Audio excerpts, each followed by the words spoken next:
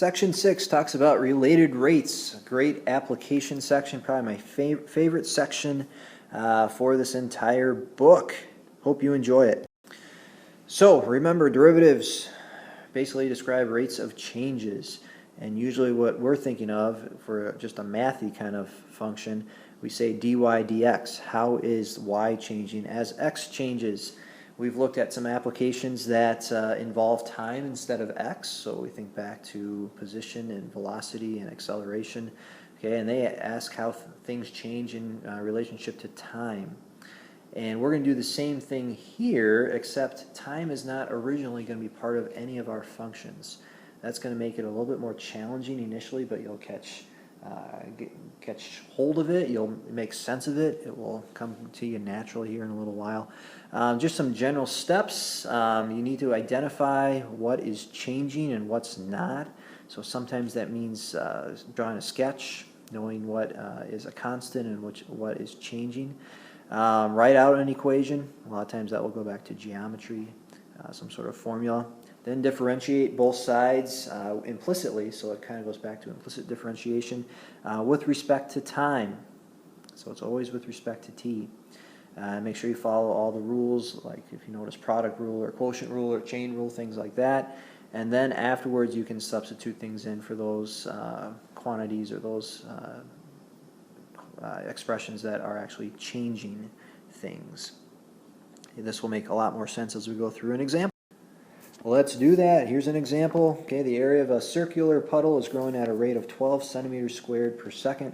How fast is the radius growing at any instant, and especially when the radius is 10? So first thing, let's go ahead and just talk about what's going to change, and we might even need to write the equation down first. Okay, we're talking about a circle and its area, and if you think back to geometry and probably any other math course you've looked at, you know that area equals pi times radius squared. And in this situation, okay, the area is growing, that means the radius will be growing, so both a and r are changing. Pi is a number, it's a constant, and so through that we've kind of covered steps A and B. Okay, now we need to differentiate both sides with respect to time. That means that anytime we see a variable, we're going to write d that variable, and below it we write a dt, just like you can think of implicit differentiation. So our next step, we would have a dA dt. It's kind of like saying dy dx, except now we're introducing a third variable. I know it's a little confusing, you'll get used to it.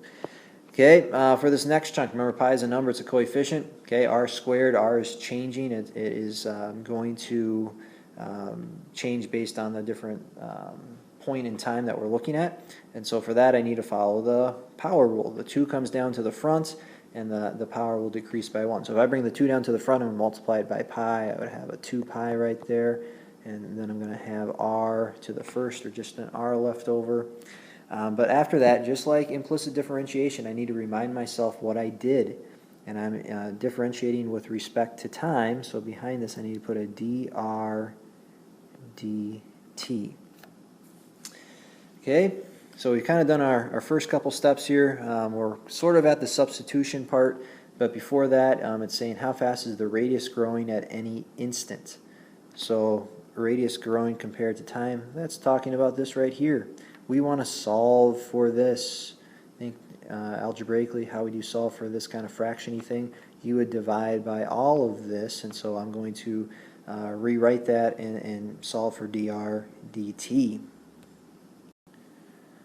So I solve for dr dt, and we still need to finish that first question. How fast is the radius growing at any instant?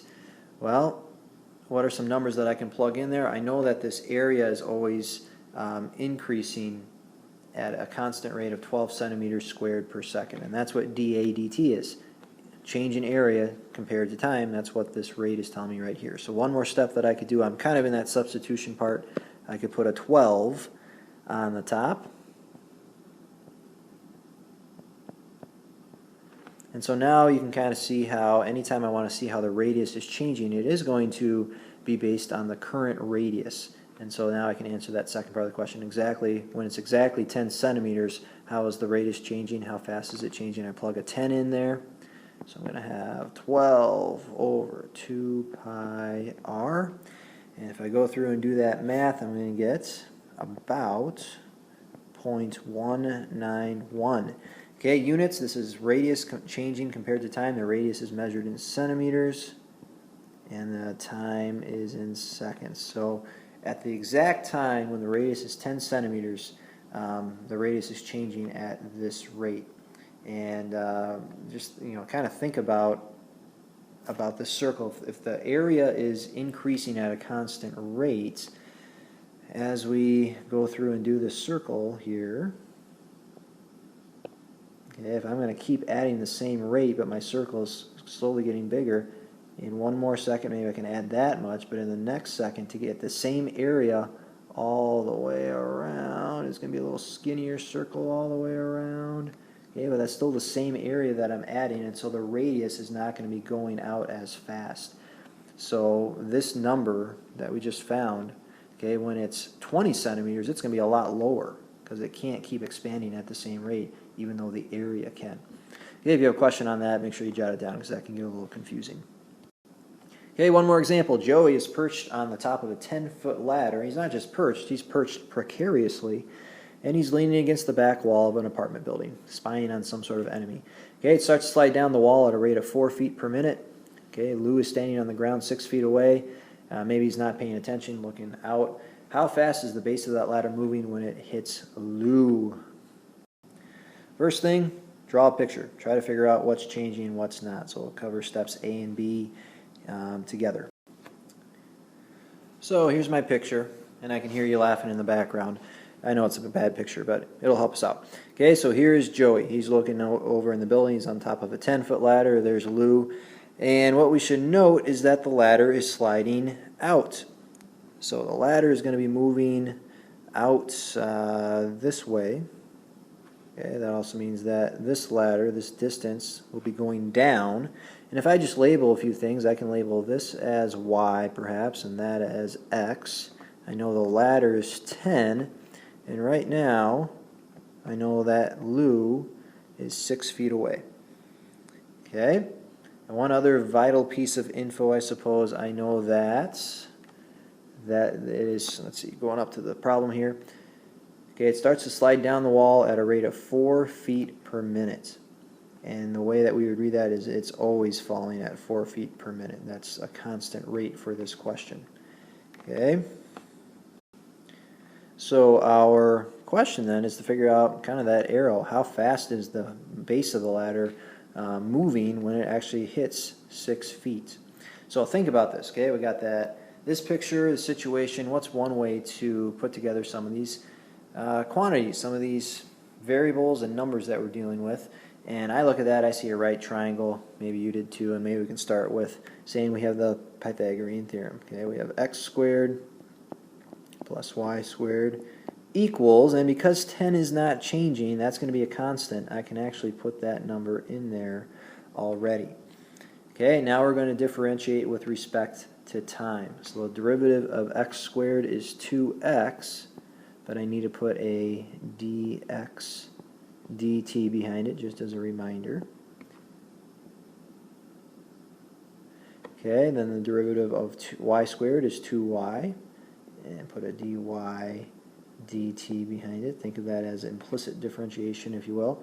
Okay, remember 10 squared is 100. Derivative of 100, regardless of what variable we're taking the derivative with respect to, is going to get us 0. And now at this point we can plug in some numbers. Okay, we're worried about the time when this base is actually slid out and it's at 6 feet. Okay, remember that was x. So I can go 2 times, instead of x, I can put a 6 in there. I'm trying to find dx dt. How fast is it going? Okay. And then 2 times y. Well, how do I figure out what y is? I don't really know. But I do know that when this base actually hits out here, I'm going to still have a right triangle, right? And so 10 squared has to equal 6 squared plus whatever this is squared. If you go through and you do the Pythagorean theorem for that, actually use this expression. You put a 6 in right here. Y would have to equal 8. And so at that time, at the time when x equals 6, y has to be 8. So I can go ahead and plug that in. And then the other thing that's a little tricky for this one, what's dy dt? Well, it's related to this, but because it is decreasing, that distance there is decreasing, I need to think of this 4 as negative. So I'm going to be multiplying by a negative 4, and it's going to equal 0 yet.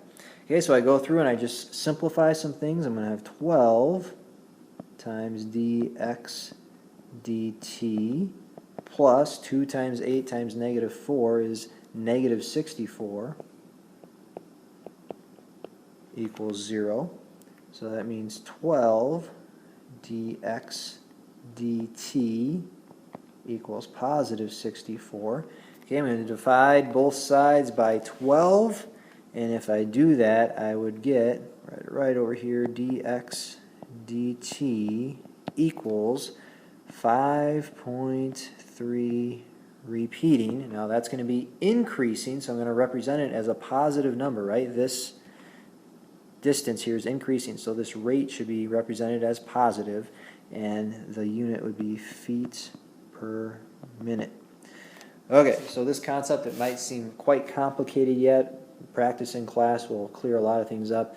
But I do want to just kind of warn you, these two questions are probably the easier ones. They can get way more complicated. So if you do have any questions on these, please make sure you jot some of them down and that you are willing to ask them in class, because we need to get that cleared up right away so the tough ones make sense.